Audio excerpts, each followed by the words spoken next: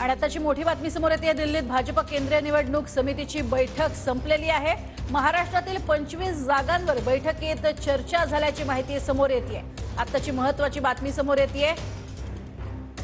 केंद्रीय निवडणूक समितीची महत्त्वाची बैठक आता संपलेली आहे। अधिक माहिती घेऊयात आमचे प्रतिनिधी संदीप राजगोळकर यांच्याकडून। संदीप, काय अधिक माहिती 25 जागांबद्दल?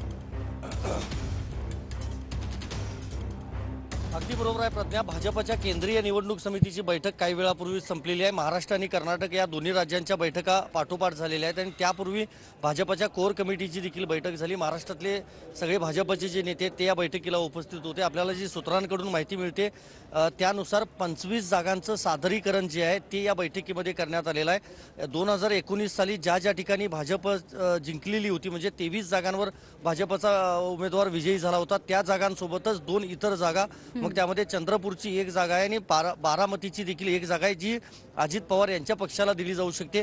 त्या संदर्भातलं सादरीकरण जे आहे ते करण्यात आल्याची माहिती सूत्रांनी आपल्याला दिली आहे। दुसरं म्हणजे मुख्यमंत्री एकनाथ शिंदे यांचा गट असेल, यांचा पक्ष असेल किंवा उपमुख्यमंत्री अजित पवार यांचा पक्ष असेल, त्यांच्या पक्षाकडे सध्या ज्या लोकसभेच्या जागा आहेत त्या जागांबाबत देखील या बैठकीमध्ये, कोर कमिटीच्या बैठकीमध्ये चर्चा झालेली आहे। कर्नाटक राज्याकडून जवळपास 28 जागांचं सादरीकरण आणि महाराष्ट्र राज्यातल्या नेत्यांकडून जवळपास 25 जागांचं सादरीकरण या बैठकीमध्ये करण्यात आलेलं आहे। आता प्रतीक्षा आहे ती इतर राज्यांची केंद्रीय निवडणूक समितीची बैठक आता होऊ शकते आणि ती झाल्यानंतर कदाचित पुढच्या 24 तासांमध्ये म्हणजेच उद्या दुपारपर्यंत भाजपची दुसरी उमेदवारांची जी यादी आहे ती जाहीर केली जाऊ शकते। प्रज्ञा, नक्कीच तुर्तास धन्यवाद या संपूर्ण सविस्तर माहितीसाठी संदीप।